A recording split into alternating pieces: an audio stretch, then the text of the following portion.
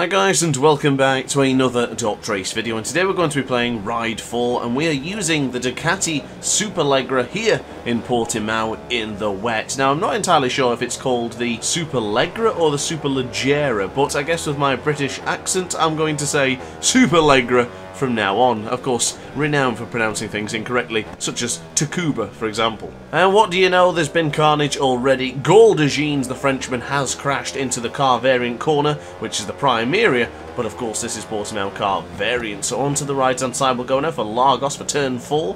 Now every single, well not every single, but pretty much every video I do in Ride 4 I do tend to start off quite slow, just because I don't really like it when just getting past everyone into the first corner, so I decided to take it slow and hopefully make a couple of moves, make a good couple of overtakes. Goodness me, that rider on the right hand side of your screen there got right into the back of Francisco Santos as we now dive up in the inside of the man on board the same Ducati. But now onto the left hand side we've got Yuki Uchimura ahead of us, so we're going to go around the outside here into turn 8. He should have the inside line for turn 9, but not quite. Samsung it is where we able to get around the outside. That was actually a really good move and very confident in the wet. Here we are today as we now go on the left hand side for the Craig Jones corner, getting super close there to the other rider for Arthur Nunes Fontana, or yes, Fontana I think it was, and we're going to go on the right hand side for Portimao.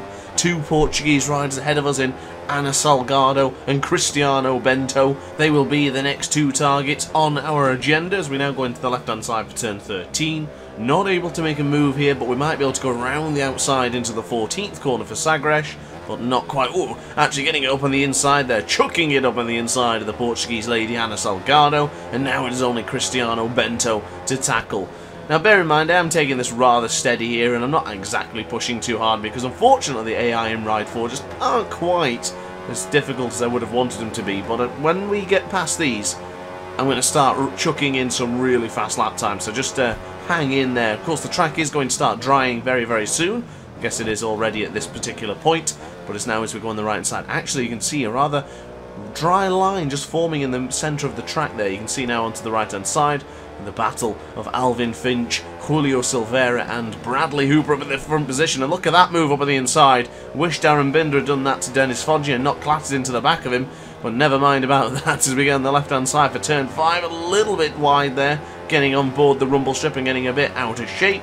Nothing too much to concern ourselves about, but we now brake ever so gentle into the tall VIP corner, so going into the left hand side super tight to the apex there as we bring on the acceleration on board the Superleggra and keep it to the left hand side, and then we'll chuck it into the right hand side any moment. Now getting really close to the back of Julio Silveira any moment. Now we're getting closer and closer. Here it is, look, right onto the rear of Julio. It's just a matter of time before we go for the lead and then start churning out those fast lap times. We love it. I'm really in the mood for Ride 4 ever since we've done those challenges in the Nürburgring a couple of days ago. I have to update you actually in regards to that particular challenge. It seems that Sergio23 and myself are having a bit of a ding-dong of a battle, changing positions constantly on that top spot of the leaderboard. It's now got down to a very low 125, but we still can't seem to get it into the 124s. But massive shout out for Sergio23 for actually taking over at the front and winning the entire challenge by about 80,000th of a second. Very close, but he did a stellar job, so thumbs up to Sergio23. And of course, if you want to get involved with those Ride 4 challenges, or if you just want to get involved with the rest of the aces, come on in to the Discord server. There is a link in the description down below, and you're more than welcome to join us and take part in those challenges, or even issue challenges yourself. So if you want to speak to me directly and speak to the other aces, Discord server is probably the best place to do it. But we now go into the Primera corner, right onto the tail of Bradley Hooper, just waiting for an opportunity to present itself as we now go into the right hand side for turn 3. We went for the tighter apex. Hooper went a little bit wide.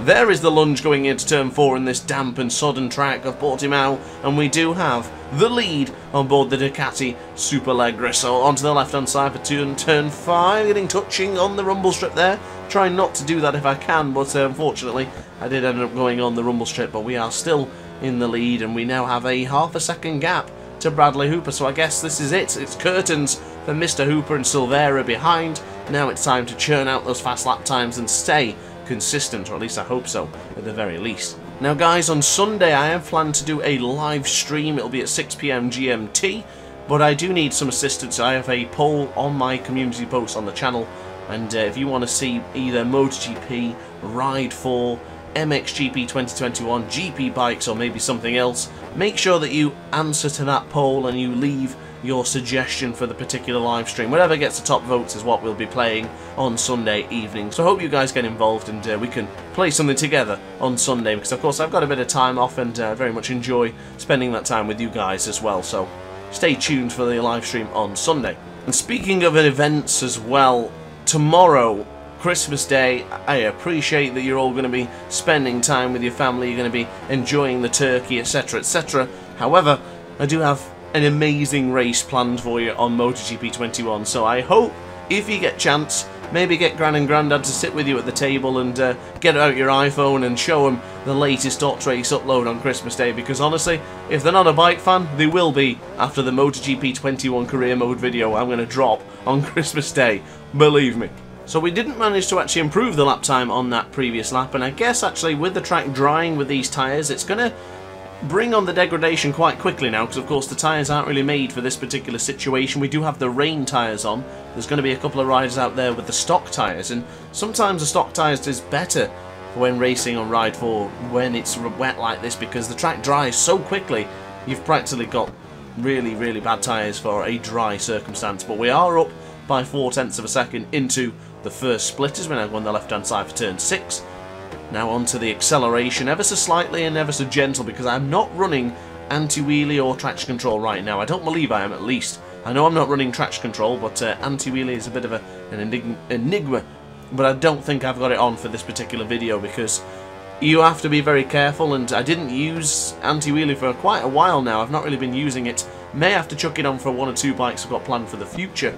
But for now, I'm going to try and run without, just to improve one's riding skills, of course. But we are up again by 0.2 of a second going into the Portimao corner, as we now flick it onto the left-hand side for turn 12.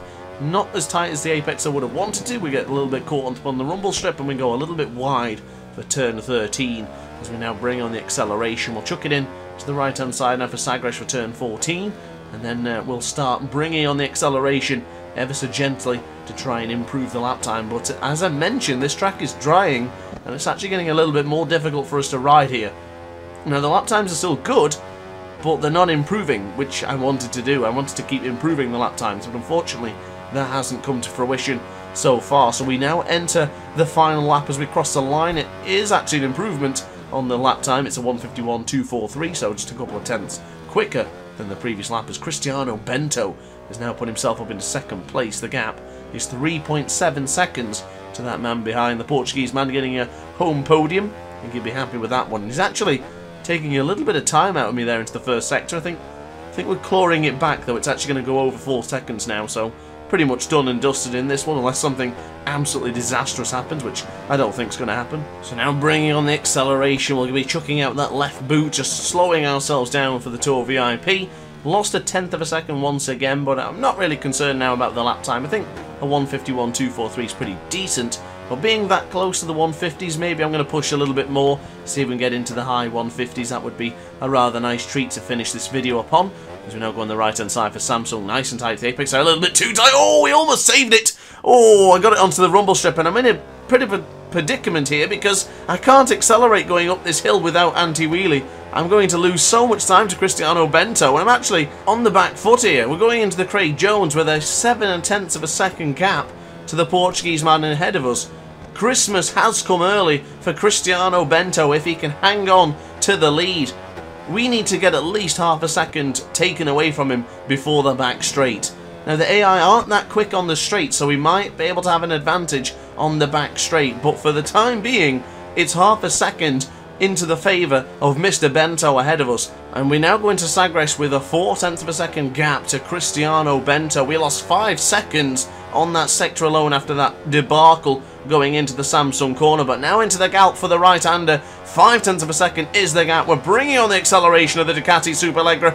In the slipstream we are for Cristiano Bento, and we're flying down the back straight across the line, and we do take the lead after a bit of a scary moment. But we do manage to hold it on for Portimao. As goodness me, the AI in Ride 4 really need a little bit of a boost, because that was criminal.